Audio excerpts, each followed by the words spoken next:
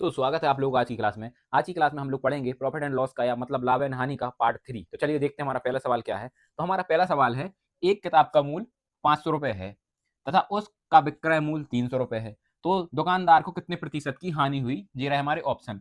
मतलब एक किताब 500 रुपए की है, उसको दुकानदार ने 300 रुपए में बेच दिया, तो दुकानदार को कितने परसेंट की हानि हुई? तो हमें क्या करना है, देखो जैसे अगर एक किताब 500 रुपए की है, ठीक है, उसको दुकानदार ने बेची 300 रुपए में है, तो हमें कितने परसेंट की हानि हुई? तो हमें कितने की हानि हुई? हानि हुई हमें 200 रुपए की। अब लेकिन 200 रुपए तो ऐसे निकले, आंसर निकालना हमें परसेंट में, तो परसेंट में निकालने की कुछ नहीं करना पड़ता, अपन को क्या करना, हानि का सूत्र लगाना पड़ता है। तो हानि परसेंट बराबर 200, हानि परसेंट बराबर 200 रुपए, ऊपर लिख दो 200 जो अपना लॉस हुआ है, नीचे लिख दो किराया मूल्य। किराया मूल्य कितना है? 500 रुपए। इंटू करना है अपन को 100 से। अब जो कट रहा है उसको काट दो, तो ये दो जीरो से ये दो जीरो कटे। अब 5 एकम 5, 5 चौक और जीरो का जीरो, तो आंसर आया हमारा 40%। 40% इनमें से कोई है? बी वाला है। तो सवाल सीधा था कि 500 रुपए की एक किताब है, दुकानदार ने उसको 300 रुपए में बेच दिया, तो उसको 200 रुपए का लाभ हुआ। अब आंसर देना था हमें परसेंट में, तो परसेंट मतलब 40% उसको लॉस हुआ है ना। तो अब देखते हैं इसका दूसरा सवाल। हमारा सवाल है हमारा, एक बैट को 200 रुपए में बेचने पर 20% की हानि होती है, तो बैट का क्रय मूल्य बताना है।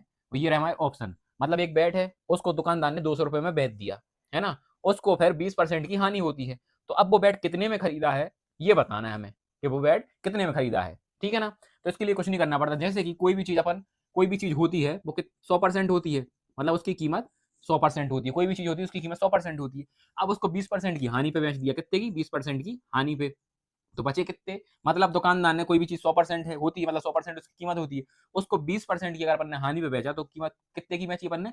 80% पर उस चीज को अपन ने बेचा। 20% की जब हानि हुई तो अपन ने उस चीज को 80% पर बेचा। तो कुछ नहीं करना, देखना सीधा सीधी बात है कि कितने बैट को बेचा?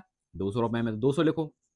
बटे में कितने में बेचा? 80% में, तो 80 लिख दो नीचे, है ना, गुणा का साइन लगाओ, और अब जो कट रहा है तो उसे काट दो। कुछ नहीं करना आपको, देखो एक जीरो से एक जीरो कटा, है ना। 8 एकम 8, 8 दूनी 16, बचे 4, तो 8 पंजे 40। अब जो बचा उसका गुणा कर दो 25 इंटू 10 का, तो आंसर आएगा हमारा 250 रुपए। तो इनमें से 250 कोई है? तो 250 है। तो बैट था 250 रुपए का, दुकानदार ने उसे 200 रुपए में बेच दिया, तो दुकानदार को 20% की हानि हुई। तो हमने जो क्रय मूल्य उसका बताना था, तो बैट को कितने का हुआ? 250 रुपए का। तो बहुत ही आसानी से आप पे बन गया। अब देखते इसका तीसरा सवाल। हमारा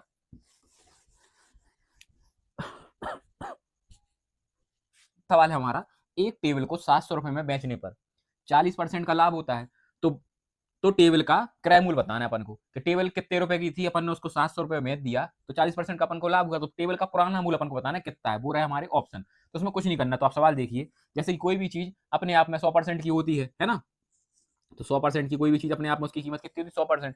अब अपन ने उसको 40% लाभ पर बेच दिया, तो 40% और प्लस कर लो उसमें, तो कितने परसेंट हो गए हमारे टोटल? 140%। ठीक है। तो अब कुछ नहीं करना आपको, सीधा बराबर का साइन लगाओ, जितने अपन ने चीज बेची उसको ऊपर लिखो, और बटे में लिख दो जितने अपने परसेंट हो रहे हैं, तो 140 गुणा में कर दो 100। अब जो कट रहा है तो उसे काट दो, जीरो से जीरो कट गया। ठीक है। 14 एकम 14, 14 पंजे 70। अब जो बचा उसको नीचे लिख लो, 50 इंटू 10, तो आंसर आएगा हमारा 500। तो वस्तु थी 500 रुपए की, 700 रुपए में हमने उसे बेचा, जब हमें 40% का लाभ हुआ, तो उसका क्रय मूल्य कितना है? 500 रुपए। तो 500 इसमें से है बी वाला। देखिए बहुत ही आसान तरीके से मैंने आपको 3 सवाल बताए। इन सवालों को रोज रोज प्रैक्टिस करिए, क्योंकि आजकल कंपटीशन के एग्जाम में ऐसे ही छोटे सवाल आते हैं जो आपका दिमाग घुमा देते हैं। तो मिलते हैं अगली क्लास में।